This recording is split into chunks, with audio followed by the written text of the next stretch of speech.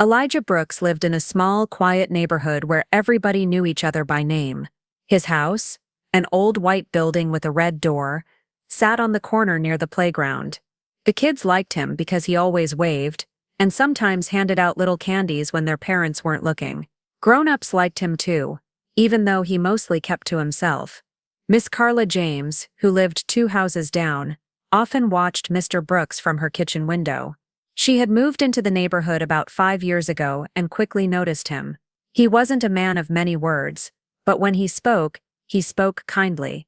He helped fix broken fences, carried groceries for the older ladies, and once even rescued a stray dog that got stuck in a fence.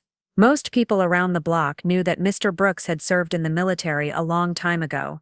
There were clues: a faded American flag on his porch, the neat way he kept his yard trimmed, and the strong, careful way he moved, even though his hair had turned gray. But he never talked about it much. Carla had only heard pieces from the older neighbors, stories about how he had gone overseas and fought bravely in wars that most people only read about in history books. To Carla, Mr. Brooks was a hero, even if he never wore a uniform anymore. He carried himself with quiet pride, the kind that didn't need loud words or medals to be noticed. But sometimes, Carla saw sadness in his eyes when he thought nobody was looking. A deep kind of sadness, heavy like a thick winter coat. She figured he had seen things most people couldn't even imagine. She never guessed, though, that very soon, the whole neighborhood, and the whole city, would see just how strong Mr. Brooks really was. It was a hot afternoon when it happened. The sun beat down hard on the cracked sidewalks, and the air buzzed with the sound of lawnmowers and kids laughing in the distance. Carla sat on her porch, sipping iced tea and flipping through a magazine. She glanced up when she saw Mr. Brooks walking back from the little corner store, a brown paper bag tucked under his arm. He walked slowly, one hand shielding his eyes from the bright sun. Carla smiled and gave a small wave. Mr. Brooks lifted his hand and waved back, his face creasing into a small, tired smile. That's when the police car pulled up. It came fast, tires screeching a little, as it stopped right in front of him. 2 officers jumped out. They were young, maybe younger than Carla, and they moved with a kind of rough, rushed energy that made her stomach twist. Without saying much, they told Mr. Brooks to stop and put his hands where they could see them. Carla sat up straight, her heart thudding. She watched as Mr. Brooks calmly placed the bag on the ground and lifted his hands. He didn't argue. He didn't resist. He just stood there, his shoulders straight, his face unreadable. The officers laughed as they patted him down, their voices loud and careless. One of them joked about catching the bad guys, while the other smirked like it was some kind of game. Carla's hands shook. She felt frozen to her chair, torn between running inside or screaming at them to stop. There was no reason for it. Mr. Brooks hadn't done anything wrong. Everyone could see that. Neighbors started to come out onto their porches, whispering and frowning. Some pulled out their phones and started recording. Carla felt tears sting her eyes as she fumbled with her own phone, her fingers clumsy and shaking. Still, Mr. Brooks said nothing. Even when they pushed him a little too hard, even when they treated him like he was less than human, he stayed calm. It was like he knew fighting back would only make it worse. Carla hugged herself tightly. It wasn't right, it wasn't fair, but in that moment, all she could do was watch, and promise herself that somehow, some way, she would help him. The taller officer, a man with a buzz cut and sunglasses, stepped forward. He told Mr. Brooks he was under arrest. His voice was loud, almost cheerful, like he was proud of what he was doing. For what? A voice called from across the street. It was Mrs. Hendricks, the retired schoolteacher. Her voice shook with anger. "He matches the description," the officer said with a shrug, as if that explained everything. Carla's hands tightened into fists. What description?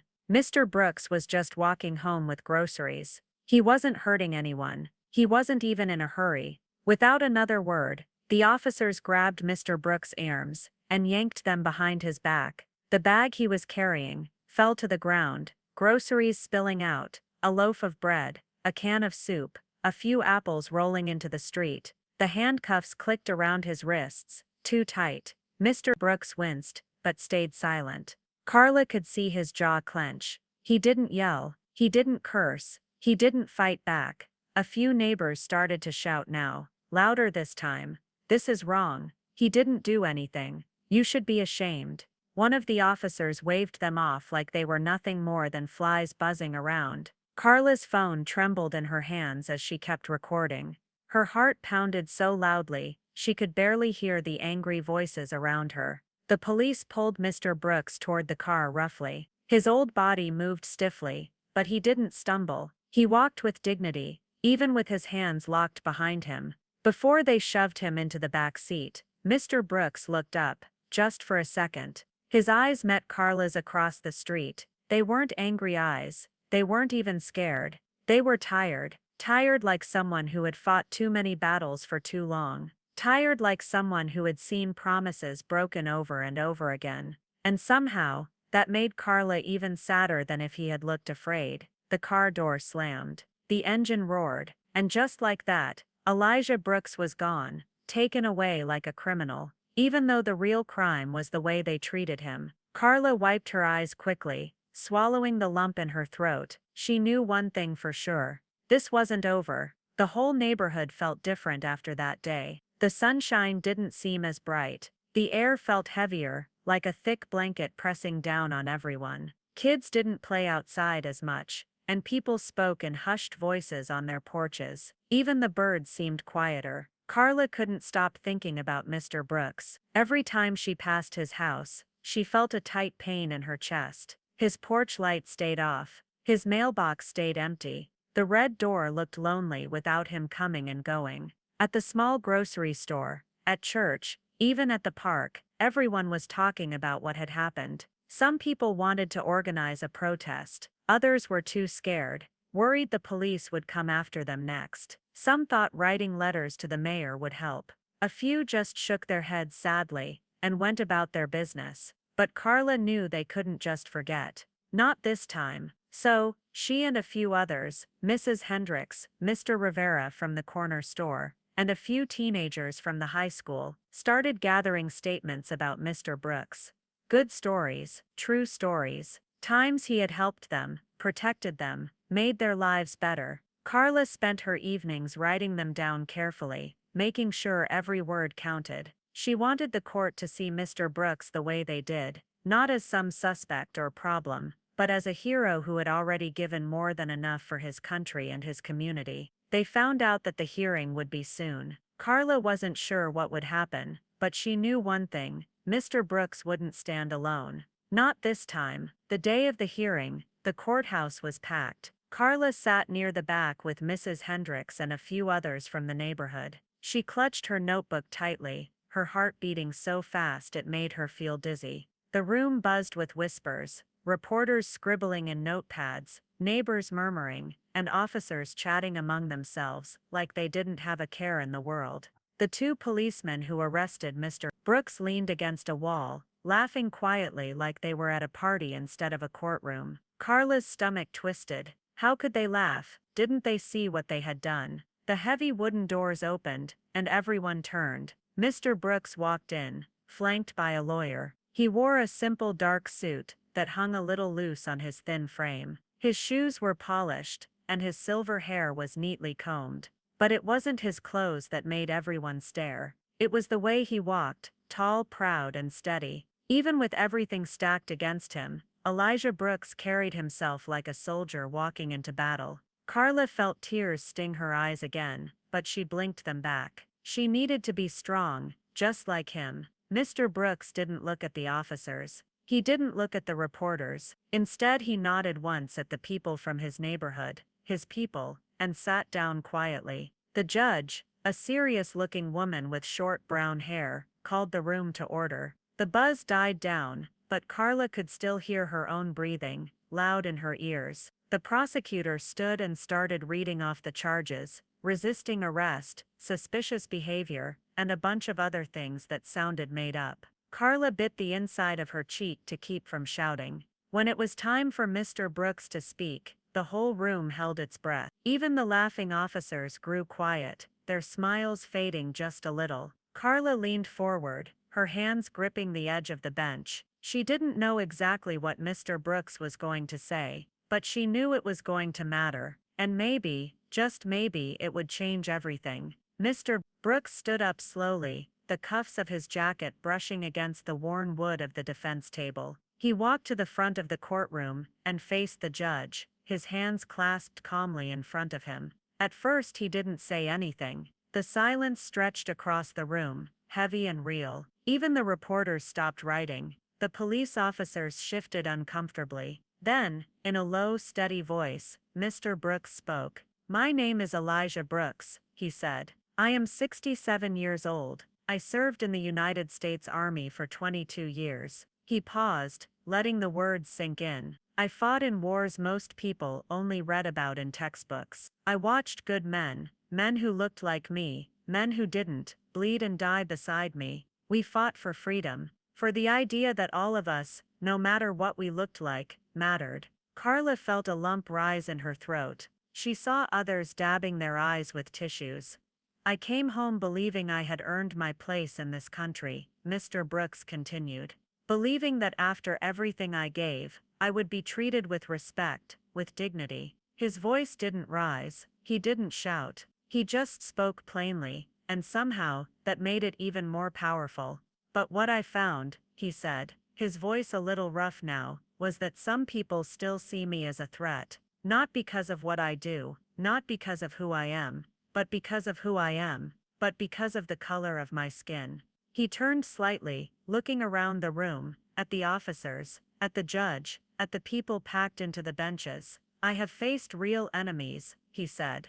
"I have looked into the eyes of men who wanted to kill me. And I tell you today, I never once feared them the way I fear being stopped in my own neighborhood, carrying a bag of groceries." The courtroom was completely silent. No coughs, no whispers, nothing but the steady hum of the fluorescent lights overhead. "I don't want pity," Mr. Brooks said. "I don't want special treatment. I want what I fought for. I want fairness. I want justice." He bowed his head for a moment, gathering himself. "Being a soldier taught me many things," he finished.